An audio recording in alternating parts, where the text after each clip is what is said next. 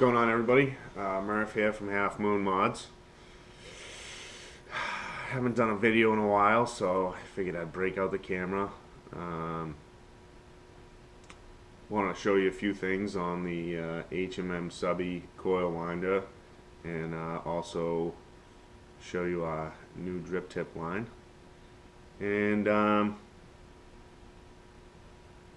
gonna.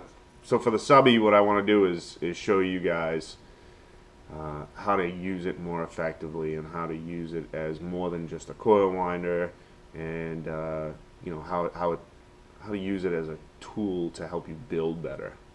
So I'm gonna bring it down to the table, get a little close up, and go from there.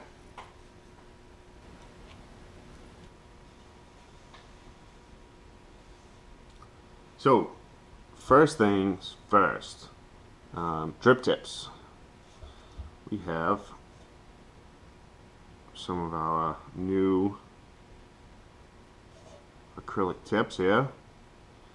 Figured I'd give you guys a close up.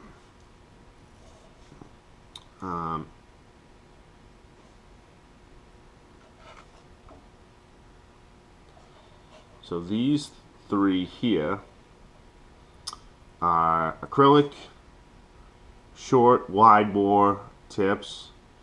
This one over here is not acrylic. It's PET.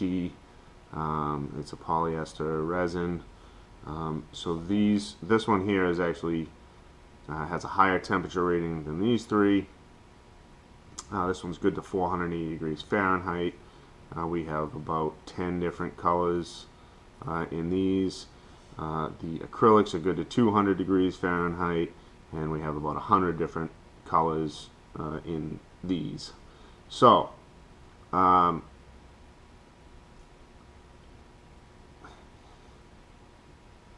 maybe a little contention on temperature.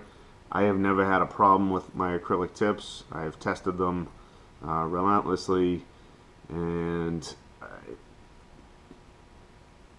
you know, unless you have a really short atomizer like a Derringer and you're running really low ohms for cloud chasing or something like that, you should.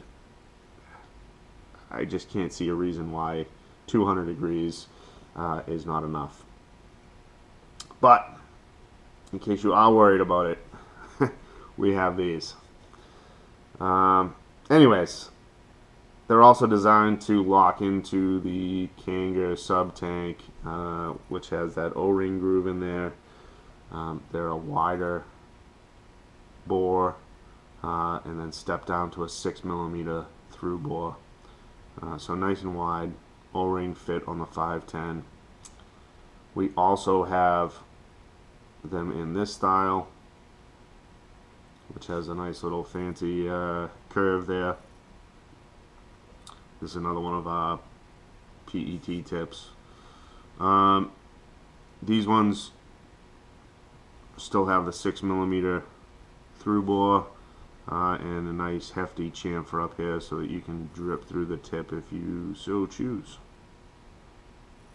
So anyways, enough with the tips.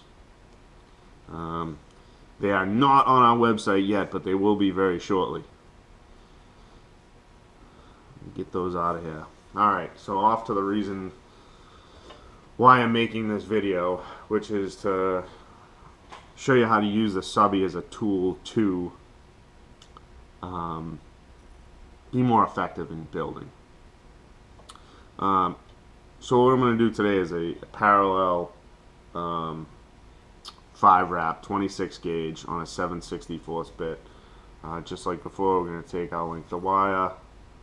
We're going to bend it in half. If you haven't watched the parallel coil tutorial, you can go ahead and watch that. It really breaks down what I'm about to do here, wrapping the coil. This is kind of an addendum or an addition to the rest of my videos. Just some techniques that really just make a difference, really help me build quicker, cleaner coils, and get better results. So put our wire in here, bend it down, bring these up and over, use our little coil control knob,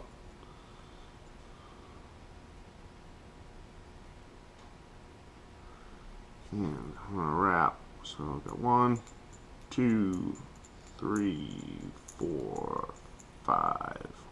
And I'll bring that 5th wrap around so that I end up with my wire tails or leads at a 90 degree angle to each other, so they're perpendicular.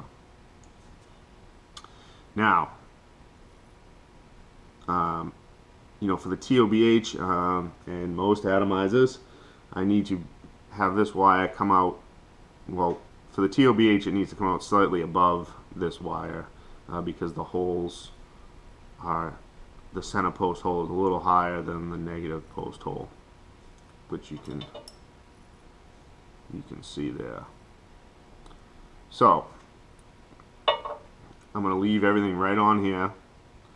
I'm going to take my pliers, my micro pliers, and I'm going to grab this top wire right about midway center on the coil and just press down up against the rod and just squeeze, and that pulls that leg up.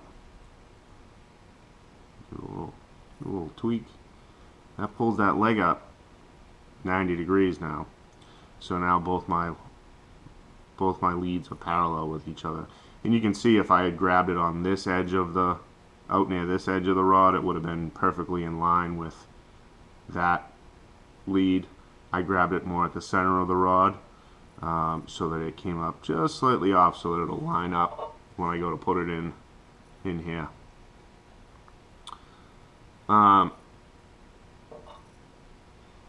Now, next thing is I need to make some bends because this is too narrow this way to fit in those holes. So this is my center post. I don't want to bend my positive lead, right? I want to bend my negative lead, so I'm going to slide this off of here.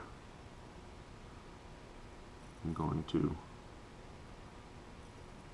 flip it around.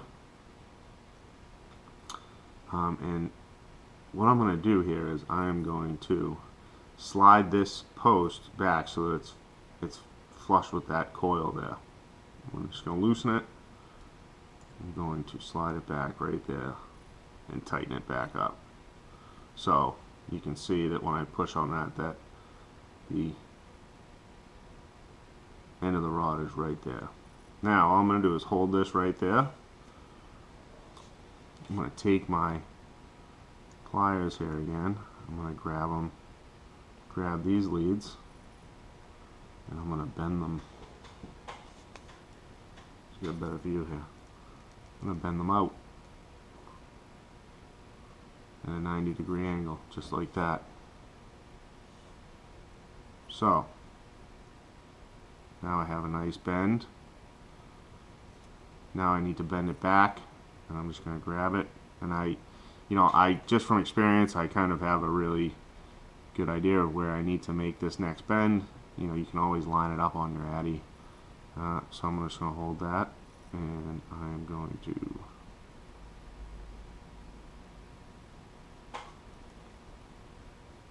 bend these back, straighten these out, and what I'm left with is a coil that has some nice clean lines in it. Get that out of the way so you can see. Just get some nice clean bends, nice clean lines. Everything stayed together nice. I didn't distort the crap out of my coil trying to do it. And all it's left to do here is snip, snip. I always leave one lead longer than the other because it's way easier to get it into the posts when you do that. So I'm going to take my rod out. I'm going to slide my coil on there, and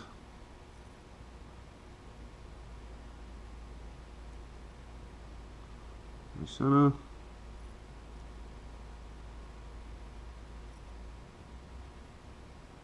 There it is. She fits perfect. All I have to do now is build my other side, position them right, tighten them down, and I'll straighten them out a little bit. But other than that, I mean, this is going to be a really nice, clean build. So that's what I've got for you today. Just a couple little tricks.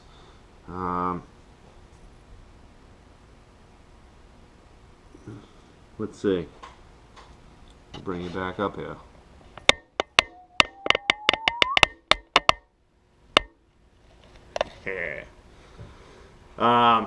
Yeah. So that's it. I'm gonna finish the rest of the build off camera because there's a billion build videos out there. That was actually tough to say. Billion build. Yeah, so you can use this as just more than your standard coil winder. You can actually use it as a tool to help you build better. Play around with it, practice. You know, I enjoy building. I really enjoy getting a really nice, clean, well-performing coil, and this little guy right here can help you achieve that quickly. That's the thing. I like building. I don't like spending 4 hours building a couple coils, you know. So that was why this whole thing came about, because it made life easier, it made life faster, and it allowed me to actually build better than I could without it. So other than that, vape on, get out there, support our community, join CASA. You know, go if your city or state is having hearings on e-cigs, get out there, go to them, go to the events. You know, I hear from a lot of shop owners that some of the biggest problems they're having is getting actual vapors and consumers out to these hearings. You know, the politicians, they like to hear from the regular person, not just the shop owner or the juice vendor or the mod maker whose business relies on this industry. They like to hear from the end user, from the person that's actually using these products, who doesn't have a financial stake in things. That's who they really want to hear from. So get out there, make your voice heard, help us all out. You know, if you see a mod manufacturer that's scamming people, if you see a juice vendor that's marketing irresponsibly, speak up. You know, say something. Get out there and you know, try and make this industry last, because if we don't all do our part, it's not going to. And that's all I got to say on that. Don't forget to check us out at www.halfmoonmods.com, and we'll talk to you later.